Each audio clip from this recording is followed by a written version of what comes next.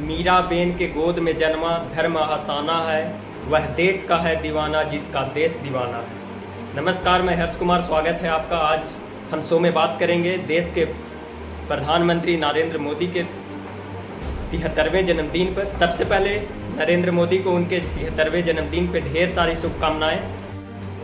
आज ही के दिन विश्वकर्मा पूजा भी मनाया जाता है।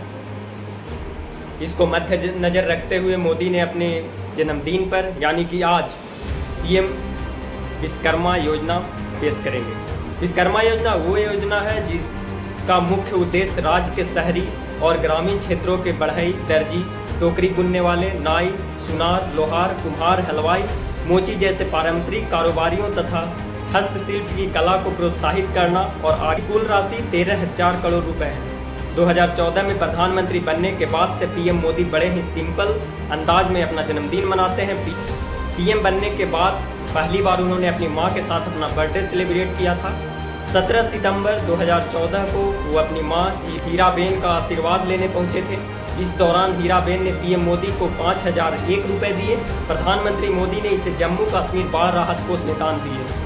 पूरे देशवासियों ने पीएम मोदी के इस कदम की सराहना की। बता दें कि पीएम बनने के बाद नरेंद्र मोदी का यह पहला बर्थडे था। आपको याद दिला दें कि मोदी ने अपने पिछले जन्मदिन पे चीता पुनः वापसी परियोजना के तहत दक्षिण अफ्रीका से 12 और नामीबिया से 8 चीतों को पूनू नेशनल पार्क में स्थानांतरित किया गया। 8 चीतों में से एक चीते ने 4 शावकों को जन्म दिया। हालांकि आपको बता दें कि 3 चीतों की मौत हो चुकी है और अब सिर्फ 21 और अब कुल 21 चीते ही बचे हैं। अब हम आपको नरेंद्र मोदी के 12 ऐसे अनदेखी तस्वीरें दिखाएंगे जो कह रही हैं शून्य से शिखर तक की कहानी। ये तस्वीर देखिए, आप दिखाइए जरा, पहली तस्वीर दिखाइए। ये देखिए, शांत चेहरा और दूरदर्शी आंखें। बचपन की ये तस्वीर देखकर कोई नहीं कह सकता था कि बच्चा न केवल दुनिया की सबसे बड़ी लोकतंत्र का प्रधान सेवक बनेगा बल्कि पूरी दुनिया में देश की ताकत बढ़ाएगा। दूसरी तस्वीर आपके स्क्रीन पे। ये तस्वीर 1950 की है। 17 सितंबर 1950 को गुजरात के मेहसाना जिले में एक साधारण निम्न मध्यम वर्गीय परिवार में जन्मे। वह 4 बच्चों में से तीसरे नंबर पर थे। उनके पिता दामोदर दास एक छोटी सी दुकान पर चाय बनाया करते थे, जबकि छोटा सा बच्चा नरेंद्र मोदी इस केतली में रखकर वडन नगर रेलवे स्टेशन पर रेल यात्रियों को बेचने के लिए ले जाता था। चलिए अब आपको सीधे तीसरी तस्वीर की तरफ ले चलते हैं। ये देखिए तीसरी तस्वीर। बचपन में ही उन्होंने वाक्य पटुता हासिल कर ली थी। अपनी स्कूली शिक्षा के दौरान अपने कौशल का प्रदर्शन भी किया था, लेकिन उनकी एक आदत से परिजन काफ़ी परेशान रहते थे। अक्सर परिवार को छोड़कर वह महीनों के लिए गायब हो जाते थे। चौथी तस्वीर दिखाइए जरा।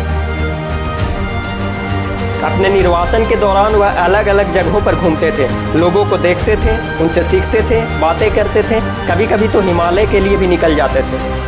उन्हें साधु संतों की संगत बहुत पसंद थी। आज भी उनमें उनकी झलकियाँ दिखती हैं। चलिए अब बढ़ते हैं सीधे 5वें तस्वीर की तरफ। ये देखिए 5वां तस्वीर। ये देखिए तस्वीर 1971 के है। 1971 के भारत पाकिस्तान युद्ध के बाद मोदी औपचारिक रूप से आरएसएस में शामिल हो गए। साल 1974 में इमरजेंसी के दौरान उन्होंने अंडरग्राउंड रहकर लोगों की सेवा की। अपने मानव सेवा के दौरान पीएम मोदी मजबूर गरीब लोगों को खाना खिलाकर खुद कई दिनों तक भूखे रहते थे। चलिए अब 6ठा तस्वीर दिखाइए। आरएसएस के शुरुआती दिनों में ये दिल्ली के कार्यालय चले गए, जहां उनके काम में सुबह 4 बजे उठना, कार्यालय की सफाई करना, वरिष्ठ सहयोगी के लिए चाय के साथ साथ नाश्ता और शाम का नाश्ता बनाना और पत्रों का जवाब देना शामिल था। आगे बढ़ते हैं 7वें तस्वीर की तरफ। ये देखिए 7वां तस्वीर। ये देखिए तस्वीर 1974 की है। इंदिरा गांधी सरकार ने साल 1974 में आपातकालीन शासन की घोषणा कर विपक्ष को जेल में डाल दिया था। उस समय मोदी गुजरात में थे। वहां भूमिगत होकर और भेष बदलकर बजाज स्कूटर पर अथक रूप से जगह जगह घुमा करते थे। कभी कभी केंद्र सरकार के खिलाफ पुस्तिकाएँ छापकर दिल्ली भेजा करते थे। 8वां तस्वीर दिखाइए। राजनीति में आने के बाद भी नरेंद्र मोदी ने अपनी पढ़ाई जारी रखी। मोदी ने दिल्ली विश्वविद्यालय से राजनीति विज्ञान में स्नातक की उपाधि प्राप्त की और गुजरात विश्वविद्यालय से स्नातकोत्तर की उपाधि प्राप्त की। नरेंद्र मोदी की देश सेवा की लगन उस समय से वरिष्ठों की नज़र बच नहीं सकी। उनकी कड़ी मेहनत और कार्यकुशलता ने काफ़ी प्रशंसा बटोरी। 1987 से 1988 में उन्हें भाषण की गुजरात इकाई में आयोजन सचिव के रूप में नियुक्त किया गया, जिनसे मुख्यधारा की राजनीति में उनकी औपचारिक शुरुआत हुई। 10वां तस्वीर। मोदी ने धीरे धीरे अपनी कड़ी मेहनत और लगन से पूरे गुजरात में संगठन को मजबूत किया।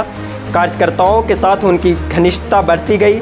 साल 1990 में उनके लिए टर्निंग पॉइंट रहा, जब उन्होंने आडवाणी की सोमनाथ से अयोध्या तक की अपनी रथ यात्रा को सफल बनाने में महत्वपूर्ण भूमिका निभाई। यही घटना थी जिसने भाजपा को गुजरात और देश में काफ़ी आगे बढ़ाया। और ये 11वां तस्वीर आपके स्क्रीन के सामने। लगभग 10 साल की और कड़ी मेहनत। साल 2002 नरेंद्र मोदी गुजरात विधानसभा चुनाव में भाजपा को महत्वपूर्ण जीत दिलाई। इस बार कार्यकर्ता या फिर कोई आम नेता नहीं, सीधे मुख्यमंत्री की पोस्ट, और यहाँ से शुरू हुई उनकी देश सेवा की असली यात्रा। अब आपको दिखाते हैं अंतिम तस्वीर। 12वां तस्वीर लाइए जरा। नरेंद्र मोदी विकास और सुशासन के प्रतीक बने। मध्यम वर्ग का एक बड़ा हिस्सा उनका समर्थन बनने लगा। खासकर उनके मैं कर सकता हूँ संकल्प ने लोगों को काफ़ी प्रभावित किया। मालूम हो कि पीएम मोदी देश के पहले प्रधानमंत्री हैं जो आज़ादी के बाद पैदा हुए हैं। बहुत बहुत धन्यवाद हमारे साथ जुड़ने के लिए। अब दीजिए इजाज़त। नमस्कार।